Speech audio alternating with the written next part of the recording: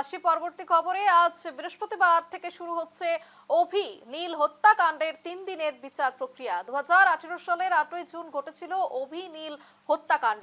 তারা গিয়েছিলেন কাংথিলাংশু জলপ্রপাতের সৌন্দর্য উপভোগ করতে এবং বাড়ি ফেরার সময় এই ঘটনা ঘটে এবং কার্বি আংলং জেলার ডকমকা থানার পাঞ্জুরি গ্রামে ঘটেছিল অভিনাথ ও নীলোৎপল দাসের হত্যাকাণ্ড।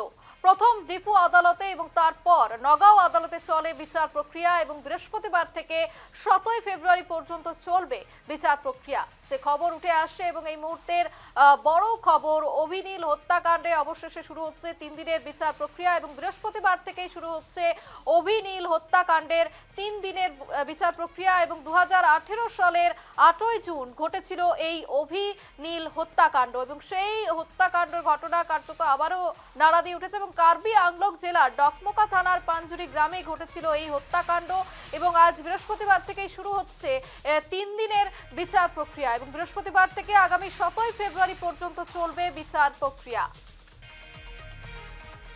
খবর সম্পর্কে বিস্তারিত জানবো এই মুহূর্তে আমাদের সঙ্গে সরাসরি ফোন লাইনে রয়েছে রাজু কাথার। রাজু, যে খবর উঠে আসছে যে এই যে অভিনীল হত্যাকাণ্ড তার 3 দিনের বিচার প্রক্রিয়া অবশেষে শুরু হতে চলেছে এবং আজ থেকেই শুরু হতে চলেছে, এই মুহূর্তে কি কি আপডেট রয়েছে? যথেষ্ট ভয়ঙ্কর খবর ছিল 2018 বর্ষের 8 জুনের যা ঘটনা সমগ্র রাজ্য নয় সমগ্র দেশ ব্যাপক প্রতিক্রিয়ার সৃষ্টি হয়েছিল। তখনকার দেখা গিয়েছে যে 18 বর্ষের 8 জুন সংঘটিত হয়েছিল অভিনীল হত্যাকাণ্ড। অভিজিৎ নাথ এবং নীলোৎপল দাস, দুইজন ছিলেন ডিফুর যুবক।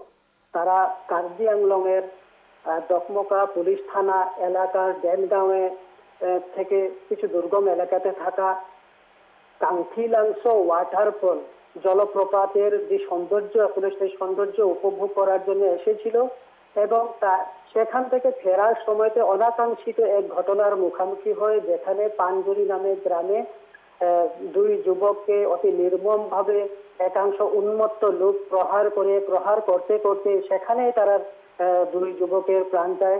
তারপরে দেখা গিয়েছে যে দুই যুবক গুয়াহাটির ছিল না, ব্যাপক প্রতিক্রিয়া সৃষ্টি হয়েছিল। সেখানকার পুলিশ রাত প্রায় 8:45 উপস্থিত হয়ে যা তথ্য আমরা লাভ করেছিলাম, তখন পুলিশের তথ্য মতে প্রায় 250 জন লোক জড়িত থাকার খবর পাওয়া হয়েছিল। যদি পরবর্তী সময়ে যা কার্বি আংলং এর ডকমকা পুলিশ 800 পৃষ্ঠার এক কেস ডায়েরি তৈরি করে প্রথমে ডিফু আদালতে পেশ করে। আর সেখানকে দেখা গিয়েছে যে সেই ঘটনার সময় 47 জনকে অ্যারেস্ট করা হয়েছিল, সেখানে 3 জন নাবালক ছিলেন। এই ঘটনার সাক্ষী ছিলেন 71 জন, 71%। এবং এটা দাখিল করা হয়েছিল 2018 সালের 1 ডিসেম্বর। 47 জনের অভিযুক্ত করে অভিযোগনামা দাখিল করে।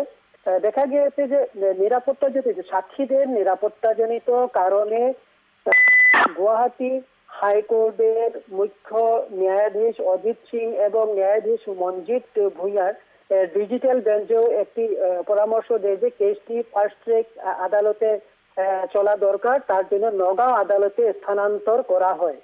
বিচার প্রক্রিয়া যথেষ্ট লম্বা বা যথেষ্ট দিন নিয়েছে, যদিও সেখানে বলা হয়েছে যে কোভিড-19 জন্য এবং ন্যায়াধীশ বদলির জন্য এই প্রসেসটা কিছু লম্বা হয়েছে। কিন্তু দেখা গিয়েছে যে এই সমগ্র ঘটনা সংঘটিত হয়েছিল কার্বি আংলং এর যা দুর্গম এলাকা পাঞ্জুরিতে। দুই যুবককে অতি নির্মম ভাবে একাংশ উন্মত্ত লোকেরা অন্ধবিশ্বাসের কবলে পড়ে এবং যে সোশ্যাল মিডিয়াতে ভুয়া বাতরি বলা হয়েছে, উড়া বাতরি বলা হয়েছে, যেখানে মানে শিশু অপহরণকারী বা তেমন কিছু কথার প্রচার হওয়ার ফলে এমন ঘটনা সংঘটিত হয়েছে বলে বলা হয়েছিল। সমগ্র দেশব্যাপী প্রতিক্রিয়া ছিল। কিন্তু দুইটি পরিয়ালে, যে নীলোৎপল দাস এবং অভিজিৎ নাথের দুইটি পরিয়ালে যথেষ্ট দিন তারা আদালতের দুয়ারে দুয়ারে ফিরে আসছিল যে এই ঘটনার ন্যায় পাবে। দুটি করে সন্তান সফল যুবককে হারিয়ে পরিয়াল দুটি যথেষ্ট মর্মাহিত হয়েছিল, আর তারপরে তারা ন্যায়ের জন্য যথেষ্ট দিন কোর্টের আদালতে বেশ, দুয়ারে দুয়ারে। একেবারেই আমরা যে খবর পাচ্ছি যে আজ বৃহস্পতিবার থেকে অর্থাৎ শুরু হচ্ছে বিচার প্রক্রিয়া, এবং তারপর কি কি তথ্য উঠে আসে সেদিকে আমাদের নজর থাকবে। আপাতত ধন্যবাদ রাজু।